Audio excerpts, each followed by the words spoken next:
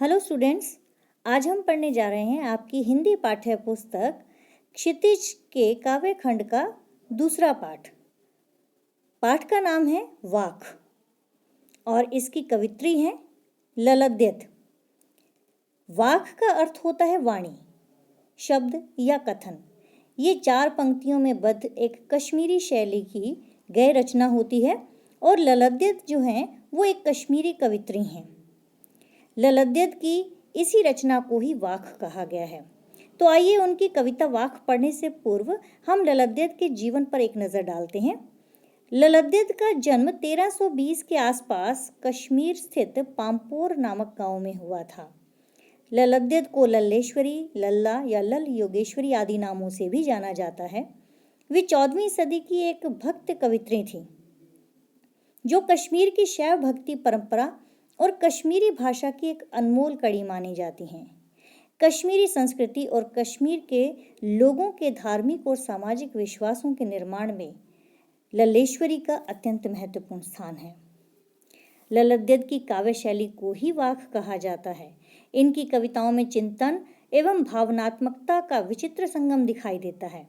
इन्होंने अपनी वाकों के माध्यम से उस समय के समाज में व्याप्त धार्मिक आडंबरों का खुलकर विरोध किया।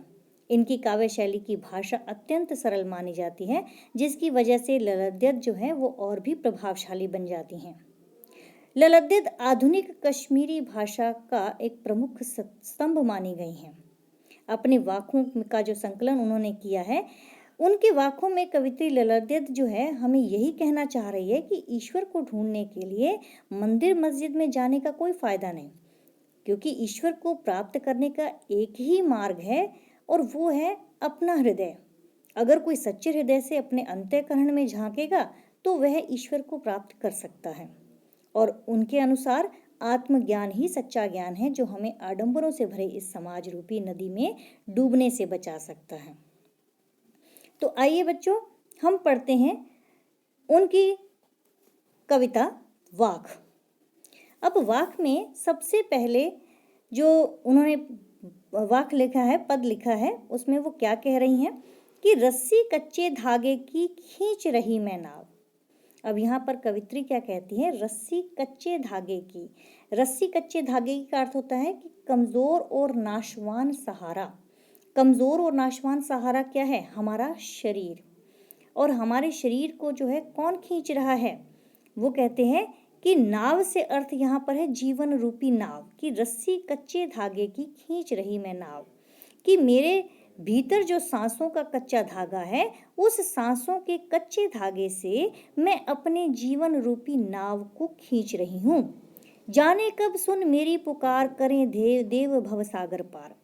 अब कवित्री क्या कहती हैं कि ना जाने देव यानी कि परमात्मा कब उसकी ये पुकार सुनेंगे और कब उसे भव सागर से पार ले जाएंगे। भव सागर का अर्थ होता है संसार रूपी सागर। इस संसार रूपी सागर को पार करने के लिए जो मेरी इच्छा है, वो इच्छा जो है जाने मेरी कब पूरी होगी, कब परमात्मा मेरी इस पुकार को सुनेंगे। पानी टपके कच्चे सकोरे। अब यहाँ पर कच्चे सकोरे का अर्थ होता है जो कि जिस प्रकार के आप मिट्टी का बर्तन देखते हैं, जिसमें कभी आपने बाजार में भी कभी उसमें चाय पी होगी, या मिट्टी का बना हुआ जो बर्तन होता है, प्याला होता है, उसको जो है सकोरा कहा जाता है। और जब वो कच्चा होता है तो वो टूट कर बिखर जाता है, वो अपने आप से उसकी मिट्टी जो है टूट जाती है और वो उसमें से जो पानी या जो भी उसमें भरा होता है वो गिर जाता है, उसमें से निकल जाता है। तो वो एक स्वाभाविक रूप से कमज़ोर एक प्याला होता है जो कि अभी कच्चा है। तो अब यहाँ पर कवित्री क्या कहती है कि पानी टपके कच्चे सकोरे, व्यर्थ प्रयास हो रहे मेरे। कहते जिस तरह से कच्चे घड़े में पानी टपक टपक कर कम होता जाता है, उसी प्रकार से कवित्री का जीवन भी कम होता जा रहा है, और जिसके कारण जो है उसके प्रयास व्यर्थ हो रहे हैं और वो व्याकुल होती चली जा रही है। इसीलिए वो बार बार सोच रही है कि कब ईश्वर उनकी पुकार सुनेंगे और इस संसार रूपी सागर से उनका बेड़ा पार करेंगे। अब इन पंक्तियों में कवित्री ने परमात्मा के निकट जाने वाले जो प्रयास हैं, उन प्रयासों को कच्चे धागे से खींचे जाने वाली नाव के रूप में बताया है। तो इसीलिए वो कहती हैं कि जी में उठती रह रहे हुक, घर जाने की चाह है घेरे। कि मेरे जी में जो है, मेरे मन में बार बार एक हुक सी उठती है, कि बार बार एक अंदर जो है, अंतर मन से जो है एक आवाज़ सी, एक तड़प सी उठती है कि मेरी इच्छा होती है कि जाने कब वो समय आएगा कि कब जो है मैं उस घर में पहुंचूंगी। कौन से घर में? परमात्मा के घर।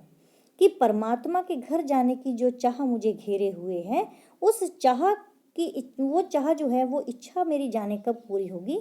यही मेरे भीतर जो है एक हुक, एक व्यथा, एक तड़प जो है वो बार बार उठती है, क्योंकि धीरे धीरे जो है समय नज़दीक आ रहा है और वो प्रभु से मिल नहीं पा रही है, इसलिए उनका हृदय जो है तड़प रहा है और वो प्रभु से मिलकर उनके घर जाना चाहती हैं, अर्थात उनकी भक्ति में लीन हो जाना चाहती हैं। अब अगले वाक्य में जो है कवित्री क्या कहती हैं? खा खा कर कुछ पाएगा नहीं, ना खाकर बनेगा अहंकारी। अब अपनी इन पंक्तियों में कवित्री क्या कहती हैं कि हम जो है, अगर हम सांसारिक विषय वासनाओं में डूबे रहेंगे तो कभी भी मोक्ष की प्राप्ति नहीं होगी, और इसके विपरीत अगर हम सांसारिक मोह माया को छोड़कर त्याग और तपस्या में लग जाएंगे तो इससे भी हमें कुछ लाभ नहीं होगा। तो भोग को जो है, वो भोग जो है उसका पूरी तरह से त्याग करने से ही जो है हमारे भीतर अहंकार नहीं रहेगा। भोग का पूरी तरह से त्याग करने पर हम में अहंकार आ जाएगा, जिसकी वजह से हमें मुक्ति और ज्ञान की प्राप्ति नहीं होगी। इसी कारण से कवित्री को जो है दोनों ही रास्ते गलत लगते हैं। तो वो क्या कहती है कि खा खा कर कुछ पाएगा नहीं, कि भी जितना भी तू संसारिक भोग विलास में लिप्त रहेगा, सांसारिक जो है चीज़ों में जो है मस्त रहेगा, उसके लिप्सा में ही अपने आप को तृप्त समझेगा, तब तो जो है हम सच्चे ज्ञान से दूर ही रहते हैं। और इसके विपरीत जब हम इसका त्याग और तपस्या में कर लेते हैं, तब हमारे लीन हो जाते हैं, तब हमारे अंदर जो है अहंकार रूपी अज्ञान आ जाता है। कहने का अर्थ है कि बहुत बार क्या होता है कि व्यक्ति को जो है सच्चे ज्ञान की प्राप्ति नहीं होती, और वो त्याग सोचता है कि मैंने त्याग कर लिया, तपस्या कर ली, अब मैं वैराग्य ले लिया, तो इसका मतलब जो है अब मैंने ईश्वर के को पा लिया है और ईश्वर के मैं नज़दीक पहुंच गया हूं। तो इससे उसके अंदर क्या आ जाता है? अहंकार आ जाता है, और ये अहंकार रूपी अज्ञान उसे मोक्ष नहीं पाने देता। तो इसलिए जो है कवित्री क्या कहती है कि ये जो अहंकार रूपी अज्ञान हमारे भीतर आ जाता है, ये हमें जो है सही मार्ग नहीं दिखा पाता, जिसके द्वारा हम सच्चे ज्ञान की प्राप्ति नहीं कर पाते। इसलिए कवित्री क्या कहती है कि हमें क्या करना चाहिए? बीच का मार्ग अपनाना चाहिए। कैसे? कहते हैं कि जिससे कि हमारे अंदर वासना और भोग लिप्सा नहीं होगी, ना ही हमारे अंदर अहंकार रहेगा और ना ही अहंकार पनप पाएगा, तभी हम जो है क्या कर पाएंगे? मोक्ष की प्राप्ति कर पाएंगे। तो यहाँ पर जो है कवित्री कहती, खा खा कर कुछ पाएगा नहीं, ना खाकर बनेगा अहंकारी। यदि तू हर समय जो है भोग विलास में लिप्त रहेगा तब भी कुछ पाएगा नहीं, और अगर जो है इन सब चीज़ों से परे हो जाएगा तो तेरे अंदर अहंकार रूपी जो है अज्ञान आ जाएगा। तो इसलिए समखा तभी होगा संभावी। समखा का अर्थ क्या होता है? कि समान समझ, अपने समान जो है सबको समझ, यानी अपने अंतःकरण और अपनी बाह्य इंद्रियों को जो है अपने वश में कर, और समानता का भाव भीतर भर। और समानता का जब भाव भर लेगा, खुलेगी सांकल बंद द्वार की। सांकल का अर्थ होता है कुंडी, और द्वार मतलब दरवाजा, कि तभी तेरे भीतर जो है तेरी आत्मा के दरवाजे पर जो कुंडी लगी हुई है, जो सांकल लगी हुई है, उस बंद दरवाजे की कुंडी जो है स्वयं खुल जाएगी।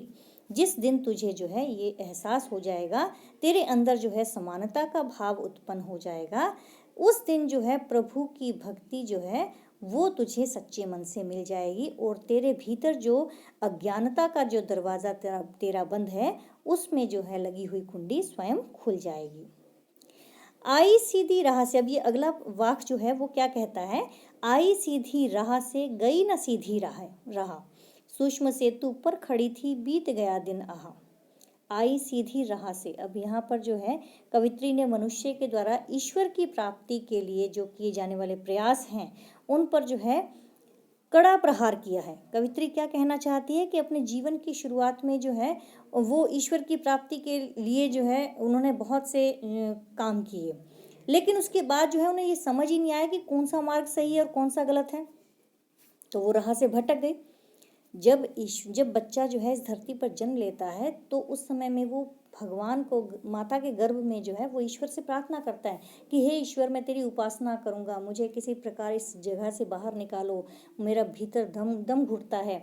तो इस कारण से जो है वो ईश्वर की उपासना प्रार्थना करता चला जाता है और जब वो बाहर आता है तो वो बाहर आने के बाद वो सब चीज़ें भूल जाता है।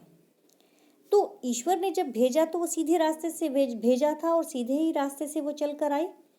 सूक्ष्म सेतु पर खड़ी थी, बीत गया दिन आहा। और कहते ये सुषमना रूपी जो नाड़ी है जिसके ऊपर खड़ी थी, सुषमना रूपी एक नाड़ी का पुल होता है। सुषमना जो कि हमारी नासिका के यानी कि नाक के मध्य भाग से जो है ब्रह्मरंध्र में जो है स्थित होती है, उसे क्या सुषमना नाड़ी कहा जाता है। और इसी के सहारे ही कहते हैं कि हमारी जो है आत्मा के साथ जो है उसका जुड़ाव होता है। और यहाँ पर वो कहती है कि सूक्ष्म सेतु पर खड़ी थी, बीत गया दिन आहा। कहते इसी सुषमना रूपी जो है पुल के ऊपर खड़ी थी मैं, सुषमना नाड़ी रूपी पुल पर मैं खड़ी थी और इसी बीच में ही वो सारा दिन बीत गया, यानी मेरा सारा जीवन ही बीत गया। जेब टटोली कोड़ी ना पाई, और जेब जब टटोल कर देखी तो मुझे कोड़ी भी ना मिली। कोड़ी का अर्थ यहाँ पर क्या, जेब टटोली का मतलब जब मैंने अपने अंदर झांक कर देखा, अपना आत्मविश्लेषण किया तो कोड़ी ना पाई, यानी कुछ भी प्राप्त नहीं हुआ, क्योंकि पूरे जीवन में मैंने ऐसा कुछ किया ही नहीं जिससे कि ऐसे कोई अच्छे कर्म नहीं किए जिसके कारण जो है ईश्वर मुझे इस भवसागर से पार लगा सके। माझी को क्या दूं उतराई। अब माझी जो है, माझी कौन है, ईश्वर है, हमारा गुरु है। कोई भी हो सकता है कि ईश्वर भी हो सकता है और हमारा गुरु भी जो है हमारा माझी बन सकता है, जो हमें इस संसार रूपी सागर से पार लगाता है। तो अब कहते हैं माझी जब, यानी ईश्वर जब, मेरा गुरु जब मुझे इस भव सागर से पार लगाएगा तो मैं उसे क्या उतराई दूंगी। उतराई का मतलब होता है कि सदकर्म रूपी जो मेहनताना है, यानी कि मेरे कर्मों का जो मेहनताना मुझे मिलता है वो मैं कैसे दे पाऊंगी, वो मैं उनको जो है किस प्रकार से वो चुका पाऊंगी, उसके बदले में कैसे चुका पाऊंगी। तो कहते हैं कि मैंने तो ऐसे कोई सदकर्म किए ही नहीं, तो सदकर्म रूपी मेरे पास कुछ भी नहीं है। तो उनका कहने का अर्थ क्या है कि कवित्री जो है वो कहती है कि वो भटक गई है, राह भटक गई है, अर्थात संसार के आडंबरों में वो बहक गई है। कि यहाँ रास्ता जो है भटकने से मतलब है कि समाज में प्रभु के लिए अपनाए जाने वाले जो तरीके हैं, जैसे कि जागरण करना, जप करना, ये सब के सब करने के बाद भी उनका परमात्मा से मिलन नहीं हुआ।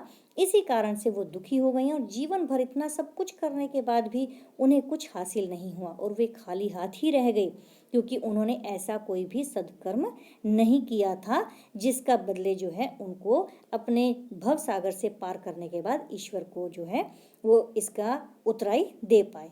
तो उन्हें तो अब ये डर लग रहा है कि जब वे भव सागर रूपी समाज को पार करके ईश्वर के पास जाएंगी तो परमात्मा को क्या जवाब देंगी, क्योंकि उनके पास जो है अपने सही कर्मों का, सच्चे कर्मों का, सदकर्मों का कोई लेखा जोखा है ही नहीं। अब अगले वाक्य में जो है कवित्री कहती हैं कि थल थल में बसता है शिव ही, भेद ना कर क्या हिंदू मुसलमान। अब कवित्री जो है इन पंक्तियों में भेदभाव, हिंदू मुस्लिम, ये समाज में व्याप्त बुराइयां हैं, इनका बहिष्कार करने का संदेश देती है। उनके अनुसार जो है ईश्वर सब जगह पर बसा हुआ है, चाहे वो जल हो या आकाश हो, धरती हो, कहीं भी हो। यहाँ तक कि प्राणी के भीतर भी क्या समाया हुआ है, ईश्वर ही समाया हुआ है।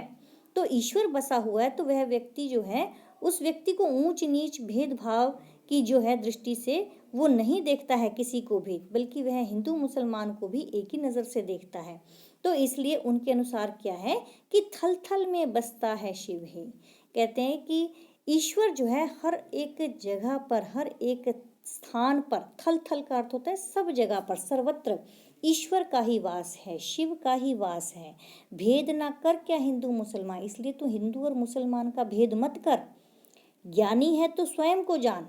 यदि तू ज्ञानी है, सच्चा ज्ञानी है, यदि तेरे अंदर जो है, तेरी अंतरात्मा जो है वो अंदर बैठे ईश्वर को और तुझे स्वयं को जो है पहचान में आती है, तो तू सच्चा ज्ञानी है। यदि तूने खुद को जान लिया तो ही तू सच्चा ज्ञानी माना जाता है।